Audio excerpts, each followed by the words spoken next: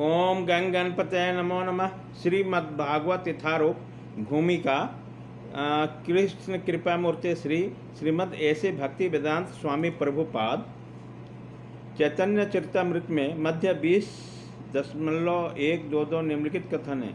माया मुख जीवेर नाही स्वतः कृष्ण ज्ञान, जीवेर कृपा कहला कृष्ण वेद पुराण। भुलक्कड़ जीव या बुद्धिजीवन के परमेश्वर ने के साथ अपने संबंधों को भुला दिया है और वह सब भौतिक कार्यों के विषय में सोचने में मग्न रहते हैं। इसकी चिंतन शक्ति को आध्यात्मिक आकाश की ओर मोड़ने के लिए कृष्णद्वैपायन व्यास ने प्रचुर वैदिक साहित्य प्रदान किया है। सर्वप्रथम वेद के 4 विभाग किए गए, किंतु उन्होंने व्याख्या पुराणों में तथा अल्पज्ञों के लिए महाभारत की रचना की। महाभारत में ही भगवत गीता दी गई है। तत्पश्चात वैदिक साहित्य का सार वेदांत सूत्र में दिया गया है और भावी प्रदर्शन के लिए उन्होंने वेदांत सूत्र का सहज भाष्य दिया है, जो श्रीमद्भागवत कहलाता है।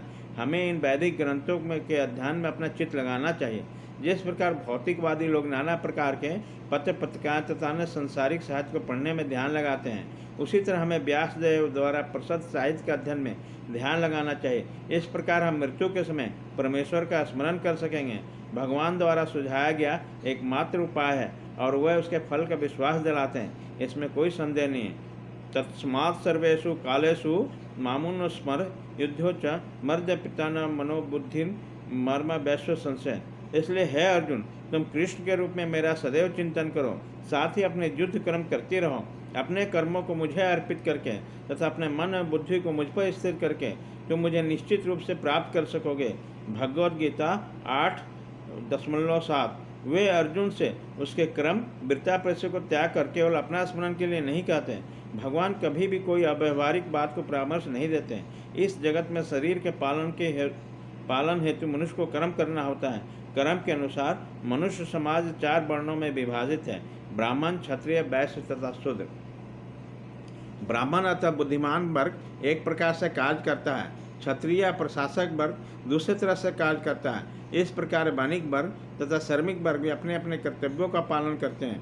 मानव समाज में चाहे कोई श्रमिक हो, वणिक हो, प्रशासक हो, किसान हो या फिर चाहे सर्वोच्च वर्ग का तथा साहित्यिक हो, वैज्ञानिक या धर्मशास्त्र हो, उसे अपने जीवन यापन के लिए कार्य करना होता है। इसलिए भगवान अर्जुन से कहते हैं उसे अपनी वृत्ति का त्याग नहीं करना है, अपितु मृत्यु में लगे रहने कृष्ण का स्मरण करना चाहिए। यदि वह जीवन संघर्ष करते समय कृष्ण का स्मरण करने का अभ्यास नहीं करता तो मृत्यु के समय कृष्ण का स्मरण नहीं कर सकेगा। भगवान चैतन्य को यही परामर्श देते हैं। उनकी कथन है, कीर्तनीय सदा हरि। मनुष्य को चाहिए कि भगवान के नामों का सदैव उच्चारण करने का अभ्यास करें। भगवान का नाम तथा भगवान अभिन्न है, इसलिए अर्जुन को भगवान की शिक्षा की मेरा स्मरण करो तथा भगवान चैतन्य की आदेश कि भगवान श्री कृष्ण के नामों का निरंतर कीर्तन करो एक ही है, इसमें कोई अंतर नहीं, क्योंकि कृष्ण तथा कृष्ण के नामों में कोई अंतर नहीं। चरम दिशा में नाम तथा नामे में कोई अंतर नहीं होता। अतएव हमें अपनी दिनचर्या को इस प्रकार ढालना होगा कि हम सदैव भगवान के नामों को जप करते हुए 24 घंटे उनका स्मरण करते रहें। यह किस प्रकार संभव है? आचार्यों ने निम्नलिखित उदाहरण दिया है। यदि कोई विवाहिता स्त्री पर पुरुष में आसक्त होती है या कोई पुरुष अपनी स्त्री को छोड़कर किसी प्राय स्त्री में आसक्त होता है तो यह शक्ति अत्यंत प्रबल होती है। ऐसी आसक्ति वाला हमेशा अपने प्रेमी के विषय में निरंतर सोचता रहता है। जो स्त्री अपने प्रेमी के विषय में सोचती रहती है वो अपने घरेलू कार्य करते समय भी उसी से मिलने के विषय में सोचती है। वास्तव में वो अपने गृह कार्य को इतनी सावधानी से करती है कि उसका पति अपनी आसक्ति के विषय में संदेह न कर सके। इसी प्रकार हमें परम प्रेमी श्री कृष्ण का सदैव स्मरण करना चाहिए और साथ ही अपने भौतिक या सांसारिक कर्तव्यों को सुचारू रूप से करते रहना चाहिए। इसके लिए प्रेम की प्रगाढ़ भावना होनी चाहिए। यदि हमसे परमेश्वर के लिए प्रगाढ़ प्रेम हो तो हम अपना कर्म करते हुए भी उसका स्मरण कर सकते हैं, लेकिन हमें उस प्रेम भाव को उत्पन्न करना होगा। उदाहरणार्थ अर्जुन सदैव श्री कृष्ण का चिंतन करता था। वो कृष्ण का नित्य संगी था, साथ ही योद्धा भी था। कृष्ण ने जब उसे युद्ध छोड़कर जंगल जाकर ध्यान करने की कभी सलाह न दी। जब भगवान श्री कृष्ण अर्जुन को योग पद्धति बताते हैं तो अर्जुन कहते हैं इस पद्धति का अभ्यास कर सकना उसके लिए संभव नहीं। अर्जुन वाचा योम योगस्तत्वा प्रोक्तं साम्यन मधुसूदन ऐसा याह न पास्यम चंचलवात स्थिति स्थिराम। अर्जुन ने कहा, हे मधुसूदन, आपने जिस योग पद्धति को संक्षेप में वर्णन किया वह मेरे लिए अव्यवहारिक तथा असम्य प्रतीत होती है, क्योंकि मन अस्थिर तथा चंचल है। भगवद गीता 6:3:3। लेकिन भगवान कहते हैं योगनामापि सर्वेशा मद्गेतंत्र नातंत्र तमना श्रद्धावान भजते यो मा सम युक्त तमो मत। संपूर्ण योगियों में जो श्रद्धान जोगी भक्ति योग के द्वारा मेरे आज्ञा का पालन करता है, अपने अंतर के बारे में मेरे सोचता है और मेरी दिव्य प्रेम भक्ति में की सेवा करता है, वो योग में मुझसे परम घनिष्ठतापूर्वक युक्त होता है, वह सब में श्रेष्ठ है। यही मेरा मत है। भगवद गीता 6:47। अतः जो सदैव परमेश्वर का चिंतन करता है वह एक समय में सबसे बड़ा योगी, सर्वोच्च ज्ञानी तथा महानतम भक्त है। अर्जुन से भगवान आगे भी कहते हैं क्षत्रिय होने के कारण वो युद्ध का त्याग नहीं कर सकता, किंतु यदि वह श्री कृष्ण का स्मरण करते हुए युद्ध करता है तो मृत्यु के समय भी श्री कृष्ण का स्मरण कर सकेगा। परंतु इसके लिए मनुष्य को भगवान को दिव्य प्रेम भक्ति में सेवा में पूर्णतः समर्पित होना पड़ेगा। वास्तव में हम अपने शरीर से नहीं अपितु अपने मन तथा बुद्धि से कर्म करते हैं। अतएव यदि मन तथा बुद्धि सदैव परमेश्वर के विचार में मग्न रहें तो स्वाभाविक है इंद्रिया भी उनकी सेवा में लगी रहेगी। इंद्रिया के कार्य कम से कम बाहर से तो रहती है, लेकिन चेतना बदल जाती है। भगवद गीता हमें सिखाती है कि इस प्रकार मन तथा बुद्धि को भगवान के विचार में लीन रखा जाए। ऐसी तल्लीनता से मनुष्य भगवत धाम को जाता है। यदि मन श्री कृष्ण की सेवा में लग जाता है तो सारी इंद्रियां स्वतः उनकी सेवा में लग जाती है। यह कला है और भगवत गीता के रहस्य कि श्री कृष्ण के विचार में पूरी तरह मग्न रह जाए। आधुनिक मनुष्य ने चंद्रमा तक पहुंचने के लिए कठोर संघर्ष किया, लेकिन उसने अपने आध्यात्मिक उत्थान के लिए कठिन प्रयास नहीं किया। यदि मनुष्य को 50 वर्ष से आगे जीना है तो उसे चाहिए कि थोड़े समय को भगवान का स्मरण करने के लिए अभ्यास में लगाए, और यह अभ्यास भक्ति योग है। श्रीमद्भागवत 7:5:23। श्रवण कीर्तन विष्णु स्मरण पाद सेवनम अर्चन बंदम दास्य सख्य मात्यम निवेदनम। ये 9 विधियाँ हैं जिसमें से श्रवण सबसे सुगम है। भगवत गीता के किसी स्वरूप सिद्ध व्यक्ति से श्रवण उस व्यक्ति को भगवान के चिंतन की ओर मोड़ देगा, लेकिन परमेश्वर के स्मरण होंगे। शरीर छोड़ने पर आध्यात्मिक शरीर प्राप्त होगा जो परमेश्वर के संगति के लिए उपयुक्त है। भगवान आगे भी कहते हैं अभ्यास सजोग युक्तेन चेतना नागनमेय परम पुरुषम दिव्य याथी पार्थिनो चिंत्यम। हे अर्जुन, जो व्यक्ति पथ पर विचलित हुए बिना अपने मन को निरंतर मेरा स्मरण करते में व्यस्त रहता है और भगवान के रूप में जो मेरा ध्यान करता है वह मुझको अवश्य प्राप्त होता है। भगवद गीता 8:8। यह कोई कठिन पद्धति नहीं है, लेकिन इसे किसी अनुभवी व्यक्ति से सीखना चाहिए। तत् विज्ञानार्थ स गुरुमेवा भिज्ञेचन। मनुष्य को चाहिए जो पहले से अभ्यास कर रहा उसके पास जाए। मन सदैव इधर उधर भटकता है, किंतु मनुष्य को चाहिए कि मन को भगवान श्री कृष्ण के स्वरूप पर या उसके नामोच्चारण पर केंद्रित करने का अभ्यास करे। मन स्वतः चंचल है, इधर उधर जाता रहता है, लेकिन ये कृष्ण की ध्वनि पर स्थिर हो जाता है। इस प्रकार मनुष्य को परम पुरुषम अर्थात दिव्य लोक में भगवान की चिंतन करना चाहिए और उसको प्राप्त करना चाहिए। चरम अनुभूति या चरम उपलब्धि के साधन भगवत गीता में बतलाए गए हैं और इस ज्ञान के द्वार सबके लिए खुले हैं, किसी के लिए रोक टोक नहीं। सभी श्रेणी के लोग भगवान श्री कृष्ण का चिंतन करके उसके पास पहुंच सकते हैं, क्योंकि श्रवण तथा चिंतन हर एक के लिए संभव है। भगवान आगे भी कहते हैं भगवद गीता 9:32-33 माँ ही पार्थ व्यपसृत्यं यपि सुनो पापयोनः स्थिरो व्यस्त सत्ता शूद्रास्तोतपि यान्ति परागतिं किं पुनः ब्राह्मणा पुण्या भक्ता राजस्य स्थिता अनित्यम सुखम लोकमीपम प्राप्यम भजस्व मामम। इस तरह भगवान कहते हैं कि वैश्या, पतिता स्त्री या श्रमिक अथवा अधम यौनिकों को प्राप्त मनुष्य भी परम को पा सकता है। उसे अत्यधिक विकसित बुद्धि की आवश्यकता नहीं पड़ती। बात यह है कि जो कोई भी भक्ति योग के सिद्धांत को स्वीकार करता है और परमेश्वर के जीवन को आश्रम तत्व, सर्वोच्च लक्ष्य या चरम लक्ष्य के रूप में स्वीकार करता है, वो आध्यात्मिक आकाश में भगवान तक पहुंचा जा सकता है। यदि कोई भगवद गीता में बताए गए सिद्धांतों को ग्रहण करता है तो वह अपना जीवन पूर्ण बना सकता है और जीवन की सारी समस्याओं का स्थायी हल पाता है। यही पूरी भगवद गीता का सार है।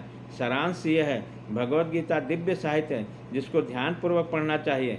गीता शास्त्र में पुण्य या प्रक्षेत्र प्रत्यय पुमान। यदि कोई भगवद गीता के उपदेश को पालन करे तो जीवन के दुखों तथा चिंताओं से मुक्त हो जाता है। भय शोकादि वर्जित, वह जीवन के सारे भय से मुक्त हो जाएगा। उसका अगला जीवन आध्यात्मिक होगा। गीता महात्मा एक अन्य लाभ भी है। गीता अध्ययन शीलस्य प्राणायाम प्रस्य च नैव सन्ति ही पापानि पूर्व जन्म कृतानि च।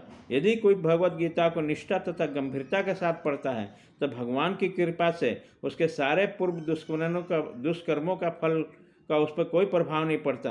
गीता महात्मा 2 भगवद गीता ये 18.66 के अंतिम अंश में जोर देकर कहते हैं, सर्वधर्मनात् परित्यज्य मामेकम शरणम ब्रजम अहं तवा सर्व पापेभ्यो मोक्ष्यामि मा शुचा।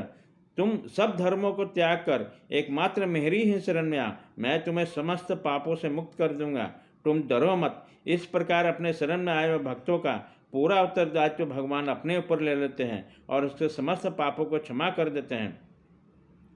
मलिने मोचनम पूषा जल स्नानम दिने दिने संकृत गीतामृत स्नानम संसार मल नाशनम। मनुष्य जल में स्नान करके नित्य अपने को स्वच्छ कर सकता है, लेकिन यदि कोई भगवत गीता रूपी पवित्र गंगा जल में एक बार भी स्नान कर ले तो भौतिक जीवन की मलिनता से सदा सदा के लिए मुक्त हो जाएगा। गीता महात्मा 3 गीता सुगीता कर्तव्य के मन्य शास्त्र विस्तरने या स्वयं पद्मनाभस्य मुख पदादिनी सुधा। चूँकि भगवद गीता भगवान के मुख से निकली है, अतएव किसी अन्य वैदिक साहित्य को पढ़ने की आवश्यकता नहीं है। उसे केवल भगवद गीता ही ध्यानपूर्वक तथा मनोयुग से श्रवण तथा पठन करना चाहिए। वर्तमान युग में लोग सांसारिक कार्यों में इतना व्यस्त हैं कि उनके लिए समस्त वैदिक साहित्य का अध्ययन कर पाना बहुत ही इस कलयुग में जो लोग पर्याप्त भगवान के साथ पार्षदों से सकीर्तन द्वारा पूजन करेंगे। धृतराष्ट्र ने कहा, हे संजय, धर्मभूमि में कुरुक्षेत्र में युद्ध की इच्छा से एकत्र हुए मेरे तथा पांडव के पुत्रों ने क्या किया। 1.1 जिस प्रकार मनुष्य पुराने वस्त्रों के त्याग कर नए वस्त्र धारण करता है, उसी प्रकार आत्मा पुराने तथा व्यस्त के शरीरों को त्याग कर नवीन भौतिक शरीर धारण करता है। 2.22 प्रत्येक मनुष्य इस भौतिक रूपी रथ पर आरूढ़ है और बुद्धि इसका सारथी है। मन लगाम है तथा इंद्रिय घोड़े हैं। इस प्रकार मन तथा इंद्रियों के संगति में ये आत्मा सुख या दुख का भोगता है। 6.34 तात्पर्य संसार के सारे भौतिक कार्यकलाप प्रकृति के 3 गुणों के अधीन संपन्न होते हैं। यद्यपि प्रकृति के 3 गुण परमेश्वर श्री कृष्ण से उद्भूत हैं, फिर भी भगवान श्री कृष्ण उनके अधीन नहीं होते। 7.12 तात्पर्य कम बुद्धि वाले व्यक्ति देवताओं से अनुग्रह पाने की आशा करते हैं और ऐसी वस्तु प्राप्त करते हैं जो अस्थायी होता है और मृत्यु के समय समाप्त हो जाता है। वास्तव में ये सारे लाभ भगवान के द्वारा ही प्रदान किए जाते हैं। 7.22 तात्पर्य योग में सिद्धि योगी अपने शरीर को त्यागने के स्थान तथा समय की व्यवस्था कर सकते हैं। अन्य मनुष्यों को इस पर कोई बस नहीं होता। 8.24 तात्पर्य मैं समस्त आध्यात्मिक तथा भौतिक जगत का कारण हूँ।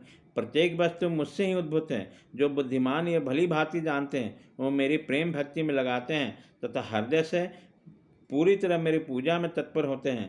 10.8 विश्वरूप दर्शन कर मोहग्रस्त और आश्चर्यचकित रोमांचित हुए अर्जुन ने कहा, हे विश्वेश्वर, हे विश्वरूप, मैं आपके शरीर में अनेक हाथ, पेट, मुख तथा आंखें देख रहा हूँ जो सर्वत्र पहले हैं, जिनका अंत नहीं है। आप में न तो अंत दिखता है, न मध्य, न आदि। 11.16 भौतिक जगत रूपी वृक्ष आध्यात्मिक जगत रूपी वृक्ष वास्तविक वृक्ष का प्रतिबिंब मात्र है। इस भौतिक जगत रूपी वृक्ष में आसक्त रहने वाले मनुष्य की मुक्ति की कोई संभावना नहीं होती, लेकिन जो मनुष्य आध्यात्मिक जगत रूपी वृक्ष को समझ लेता है वो आत्मोन्नति कर लेता है। 15.1 तात्पर्य मृत्यु के समय जीव द्वारा विकसित की गई चेतना उसे दूसरे शरीर में ले जाती है। 15.8 तात्पर्य यदि जीव ने अपनी चेतना पशु जैसे बना रखी है तो उसे पशु का शरीर प्राप्त होना निश्चित है। 15.9 तात्पर्य मैं प्रत्येक जीव के हृदय में आसीन हूँ। मुझमें ही स्मृति, ज्ञान तथा विस्मृति होती है। मैं ही वेदों के द्वारा जानने योग्य हूँ। निसंदेह मैं वेदांत का संकलन करता तथा समस्त वेदों को जानने वाला हूँ। 15.15 सदैव मेरा चिंतन करो, मेरी भक्त बनो, मेरी पूजा करो और मुझे नमस्कार करो। इस प्रकार तुम निश्चित रूप से मेरे पास आओगे। मैं तुम्हें वचन देता हूँ, क्योंकि तुम मेरे परम प्रिय मित्र हो। 18:65 संभव नहीं है, परंतु इसकी आवश्यकता है। केवल एक पुस्तक भगवद गीता ही पर्याप्त है, क्योंकि यह समस्त वैदिक ग्रंथों का सार है। इसका प्रवचन भगवान ने किया है। गीता महात्म्य 4, जैसा कि कहा गया है, भारतामृत्य सर्वस्व विष्णु वक्त देदानी सुतम गीता गंडोत्तकम पित्वा पुनः जन्म न विद्यते। जो गंगा जल पीता है वह मुक्ति प्रदान करता है, अतः उसके लिए क्या कहा जाए। जो भगवद गीता का अमृत पान करता है, भगवद गीता महाभारत का अमृत है और इसे भगवान श्री कृष्ण मूल विष्णु ने स्वयं सुनाया है। गीता महात्म्य 5, भगवद गीता भगवान के मुख से निकली है और गंगा भगवान के चरणों कमलों से निकलती है। निस्संदेह भगवान के मुख तथा चरणों में कोई अंतर नहीं है, लेकिन निष्पक्ष अध्ययन से हम पाएंगे कि भगवद गीता गंगा जल के अपेक्षा अधिक महत्वपूर्ण है। सर्वोपनिषदो गाव दुग्ध गोपाल नंदना पार्थो वत्स सुधी भोक्ता दुग्ध गीतामृत महत्व। यह गीता उपनिषद भगवद गीता जो समस्त उपनिषदों का सार है, गाय के तुल्य है और ग्वाल बाल के रूप में विख्यात भगवान श्री कृष्ण इस गाय को दूह रहे हैं। अर्जुन बछड़े के समान है और सारे विद्वान तथा शुद्ध भक्त भगवद गीता के अमृतमय दूध का पान करने वाले हैं। गीता महात्म्य 6, एकं शास्त्र देवकी पुत्र गीतम एको देवो देवकी पुत्र एवं एको मंत्रस्तस्य नमानि यानी कर्मापेंग तस्य देवस्य सेवा। आज के युग में लोग एक शास्त्र, एक ईश्वर, एक धर्म तथा एक वृत्ति के लिए अत्यंत उत्सुक हैं। अतएव एकं शास्त्रं देवकी पुत्र गीतम, केवल एक शास्त्र भगवद गीता हो जो सारे विश्व को ले हो। एक देवं देवकी पुत्रम, सारे विश्व को ले एक ईश्वर हो श्री कृष्ण। एको मंत्र से नमानि यानी, एक मंत्र, एक प्रार्थना जिसका नाम का कीर्तन हरे कृष्णा कृष्णा कृष्णा हरे हरे, हरे राम राम राम हरे हरे। कर्मपेक्यं तस्य देवस्य सेवा, केवल एक ही कार्य हो भगवान की सेवा।